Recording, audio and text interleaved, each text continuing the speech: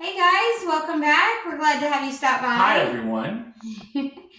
So, we wanted to share a quick glimpse of our teaching and training of Caleb as he was little because now he's bigger.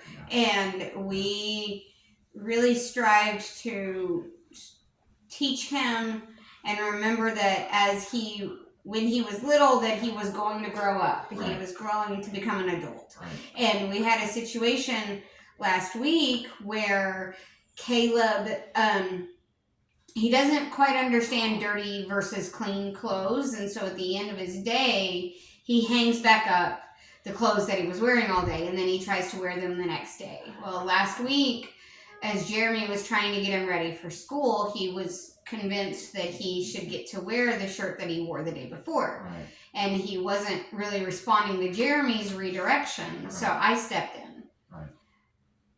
I am 4'9", and Caleb is probably 5 foot or 5'1". He is bigger than me now. And because of the work that we did when he was little, he got agitated and he got frustrated and he tried to come after me because I wouldn't let him wear the shirt he wanted to wear, but he stopped himself. Right. He had the self-control. It's like he realized what he was doing. Right.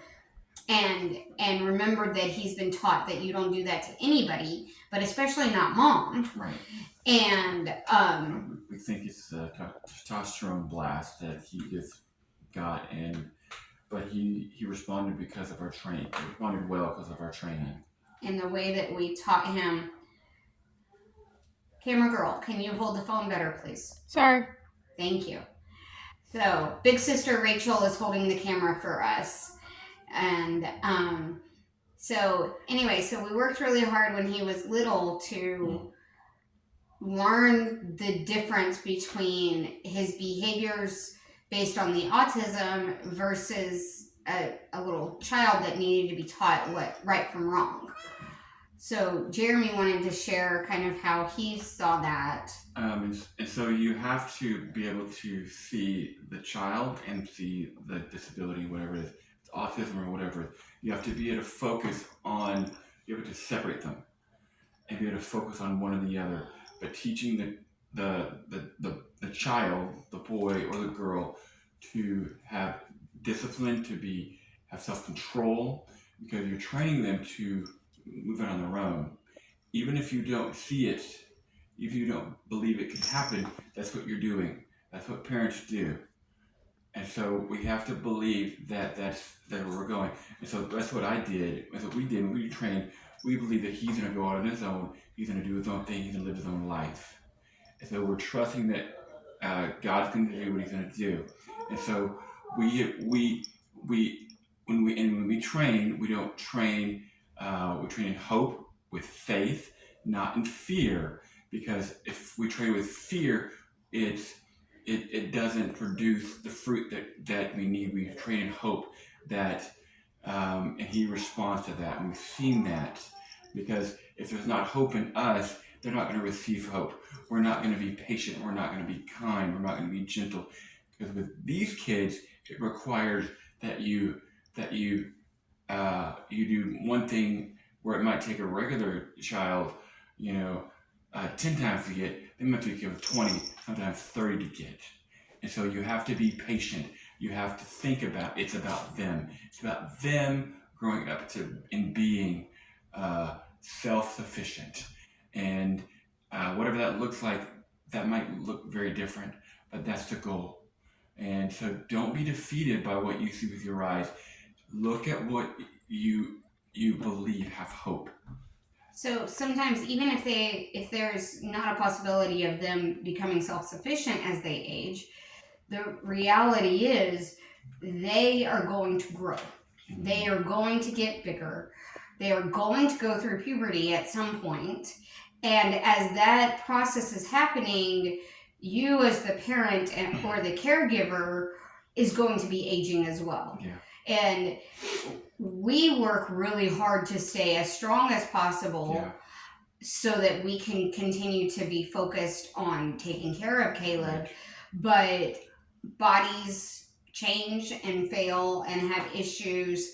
and those kinds of things. And so you have to teach when they're little to manage themselves, how to teach them self-control. It's kind of like when I was working that summer that Caleb was 5 with him on changing his diet. I worked really hard, and I knew that season was going to be difficult, but I had the end in mind. Yeah. I had this is really for his ultimate good, right. and that's the way that you have to look at right.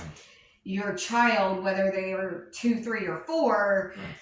or, you know, if they're little, remember they are going to grow up and get older, and so are you. So pour into them and teach them how to control themselves to the best of your ability in those moments, so that later on you can reap a harvest like I saw last week, like we saw last week with Caleb. He knew not to act that way. And the phrases that we used when he was little we're still using now. Yes. So he was having an issue at school recently where he wasn't listening and doing what he was supposed to. Now at school they say following directions. At home our phrase was, "You're being disobedient and you need to obey." And I emailed his teacher and I told her to say that to him, and